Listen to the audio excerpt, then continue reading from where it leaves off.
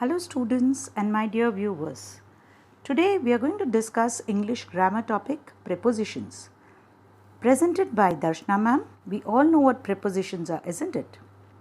Prepositions show the relationship of one word in a sentence to another word. They are little words whose job is to tell us about the position of someone or something.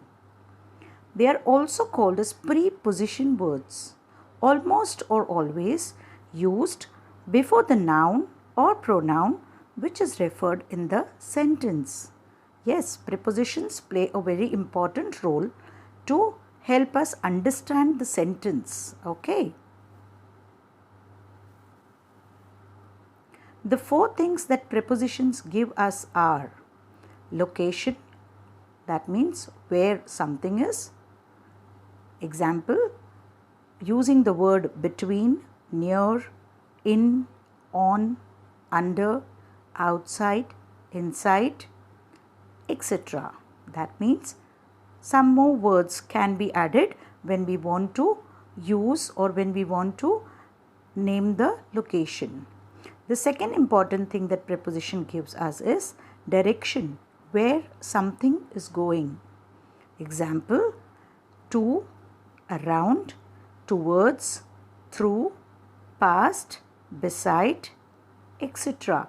Like these are the words which are used in a sentence to show us the direction. The third important thing that prepositions give us are time. It tells us about time, when something happens. And the preposition words that are used to denote time are on, at, until, during, etc. Many more words are there. The relationship between a noun or a pronoun and another word in a sentence. Example, at, with, by, of, etc. Now can you see we are using at for time also and at for relation also. This we'll discuss later in the next slide. Direction and position, as I said. Now, we have read the definition part, what prepositions are. Now, I will try to explain it to you through image because I believe that visuals help us to understand the content very easily and it can be stored in our memory for a longer time, almost forever I can say.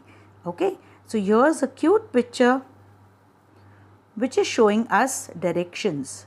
You can see a sky blue color ball and the red arrows along with that ball, isn't it? The first picture, if you notice, it says up. You can see the ball going upward, the arrow showing the ball going upward. The second word, down.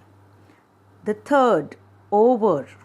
The next, you can see the arrow being pointed towards the cube. The ball is coming to the cube. Next is away from. Now more than one word, it's called a prepositional phrase. Okay. About this also we will be talking later. The next picture you can see is past. Into, you can see there the box is open.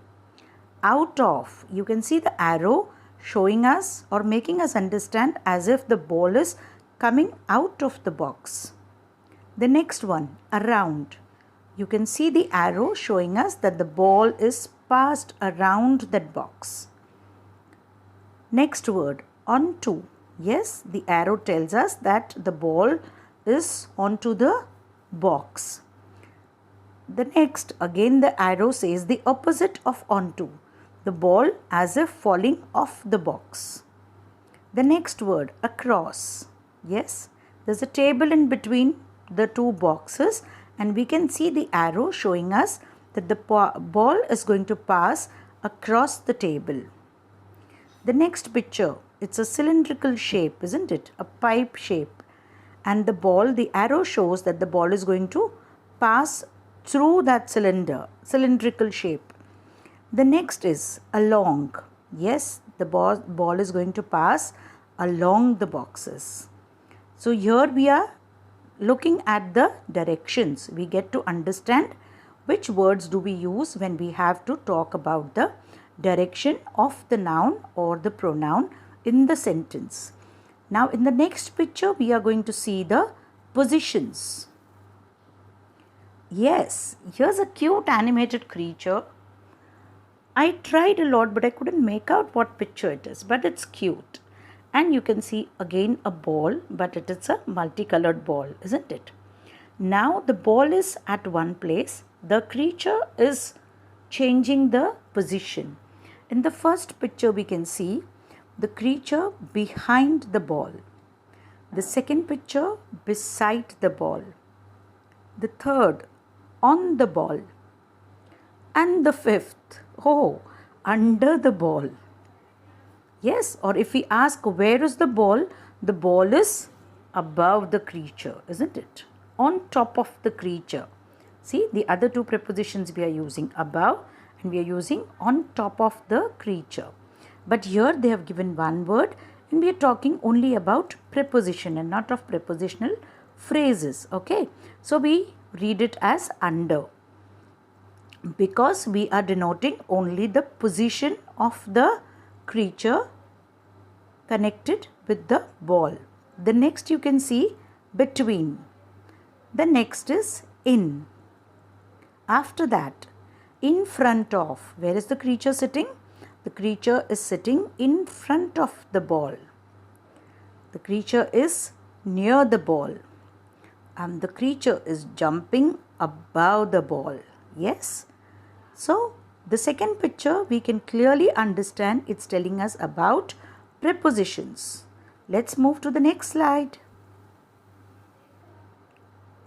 Altogether, there are around 150 prepositions in English. Yes, English is a language to communicate. And we all know 8 parts of speech. We all know the grammar part. And among all other parts of speech, preposition is used more often. So let's read out the content which I have mentioned in the slide. There are about 150 prepositions in English. Some of the most common preposition words are on, in, at, by, of, under, to, out, from, for. Among all the 8 parts of speech, prepositions are used more frequently than other individual words. We know the other parts of speech: noun, pronoun, adjective, adverb, conjunction, interjection, isn't it? Among that all, prepositions are used more frequently. Now, from this 10 words also, of, to and in are the most frequent words in English. Yes, there are 150 prepositions. From that, these 10 which are highlighted in red are used very often, and from that 10 also in our day-to-day conversation, in our day-to-day usage of English, we use of, to and in more frequently. Okay. Let's move to the next slide. A list of commonly used prepositions. Yes, the commonly used prepositions are around 40 to 45. So here I have listed down almost 40 words they are. I will read it out for you all. Until then, if you wish to, you can note it down in your notebooks. Okay, children? So here I begin with the first word. Above, below, in, along, by, of, with, about. Next column, behind, from, toward, against, beyond, near, upon, before. The third column, for, to, after, of, like, up, at, except. The fourth column, since, across, beside, into, until, around, during, on. The last column, beneath, through, between, inside, under, among, down, within. Now this word among, it's also read as among and it's also read as among. So the pronunciation can differ, but the meaning remains the same. Let's move to the next slide.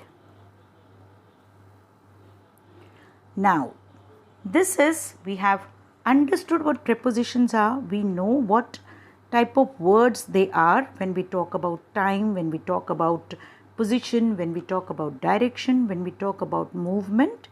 So here I have listed down 10 sentences. Yes, we use different types of prepositions for talking about time. So here I have listed 10 sentences and we are going to use the correct preposition of time. We reached school dash the same time.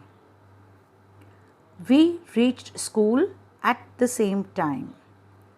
The second one, in Kashmir it snows dash January. In Kashmir it snows during January. I hope you all are guessing the correct word. Children's Day falls dash 14th November. Children's Day falls on 14th November. I will travel home dash week. I will travel home this week. The fifth sentence. Are you all guessing the correct one? I hope so. I have to report for a meeting dash 8 a.m. tomorrow. I have to report for a meeting at 8 a.m. tomorrow. The captain is sure to play well dash the second innings. The captain is sure to play well in the second innings. The next sentence. In the Middle East, they work dash Sundays. Can someone guess? Oh, I clicked it before. In the Middle East, they work on Sundays. The eighth sentence. Make sure the work is over dash you leave. Make sure the work is over before you leave. The ninth one. It has been raining dash morning. Since morning. Yes, it has been raining since morning. The last sentence. We have to reach back to our rooms dash sunset. We have to reach back to our rooms after sunset. Yes, here we can add before sunset also and we can add after sunset also. Okay, it depends on the requirement of the passage or the sentence demands. Okay, the next slide. In the next slide, we are going to talk about place and positions, the words that we'll be using to denote place and position. Once again, there are 10 sentences. The first one, the coin is hidden dash under the mattress. The coin is hidden under the mattress. Now, in exam, when you get such type of sentences and the answer is already written, what you have to do is you can put a dash on the blank given to you and underline the correct word. Okay, there can be typing errors, but this is not an error.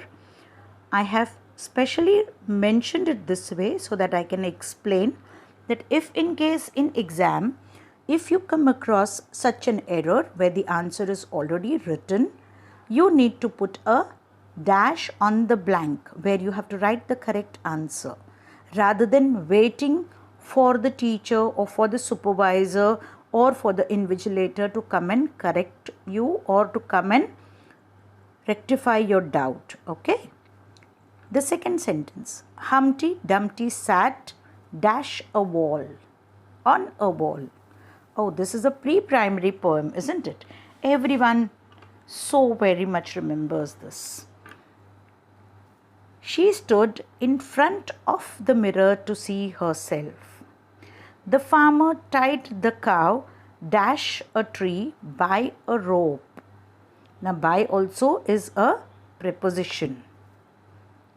The farmer tied the cow to a tree by a rope, because we are talking about place and position. The next sentence. The accident occurred near the railway track. The children are hiding behind the tree. The lost bicycle was found dash the bridge. The lost bicycle was found beneath the bridge. The next sentence. The picture above the desk is a masterpiece. Yes. The second last sentence. The girl dash the desk is Sandhya.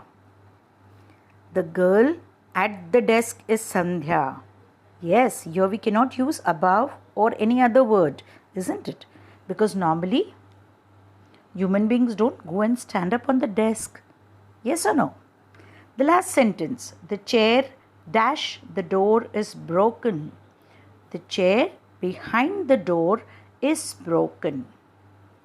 So this is interesting. I hope you all liked it. The next, now we are talking about the movement and direction. The first slide we solved the exercise denoting time. The second slide we did position and place, and the third we are doing movement and direction. Okay, let's begin. I walked home dash bus stop. I walked home from bus stop. He tried in vain to swim dash the river. He tried in vain to swim across the river. He threw the phone in anger dash the top of the bed. On top of the bed. Yes. Ravi decided to go dash with Rohan to the circus. Ravi decided to go along with Rohan to the circus. The airplane circled dash before making a landing. Now before, if you say, is a preposition, yes, but here we are talking about the movement and direction. The airplane circled around before making a landing. So here before is not used as a preposition. Okay. It was wrong of Sameer to jump onto a moving bus. She fell dash the ladder as she was not careful. She fell off the ladder. I had to walk dash the stairs as there was no lift in the building. I had to walk up the stairs as there was no lift in the building. Rocky broke his leg in trying to jump over the wall. The cat escaped from the back door in the house. Yes, they are very clever. The moment they feel some danger, they are quick to escape, isn't it? The next slide. Now here we are going to use the correct prepositions. All the sentences are jumbled up over here. Some may ask about time, some may ask you to use a preposition about position, direction. So let's solve this also, isn't it? Now when I say this, and if we use a correct preposition, I would like to add, children, if a correct preposition is used, the sentence that we are talking about is very easily understandable. And even if you close the eyes and repeat the sentence or hear the sentence, you can create a visual of it. Now for example, the first sentence, the wolf jumped dash the shepherd. What can be the correct preposition? The wolf jumped on the shepherd. If you close your eyes and if you imagine, yes, you can really see a wolf jumping on the shepherd. You remember the story of the shepherd and the wolf who always used to bluff and fool the villagers? Yes. let's not go on it. We will talk about it in some other video. Now, from the living creatures, I would take you back to the non-living things. Keep your eyes closed and I am reading the second sentence for you. The book was dash the table. The book was under the table. Yes? Now if you close your eyes, can you imagine, can you visualize a book and a table and seeing that book under the table? Yes, it's very easy. We can visualize, isn't it? The third sentence, my friend was waiting for me dash the road. Where do we normally wait? Do we wait on the road? No, we wait beside the road. The bird flew dash the lake, over the lake. My elder shouted dash me, at me. I have a great fondness dash old Hindi songs. I have a great fondness for old Hindi songs. He is respectful towards his parents. I congratulated Raman on his success. Birbal was one of the 9 gems of Akbar's court. Rohan's aunt was blessed dash a baby girl with a baby girl. The next slide. Let's note down some common prepositional phrases also. As I told you in the beginning, the first list of words that I gave you were prepositions, and now these are some common prepositional phrases that we use in our speaking, writing and interacting. Okay, so you can note it down when I read them for you all. Okay, we start with the first column: according to, away from, for the sake of, in behalf of, in comparison of, in favor of, in order to, in regard to, in the event of, with a view of, with regard to.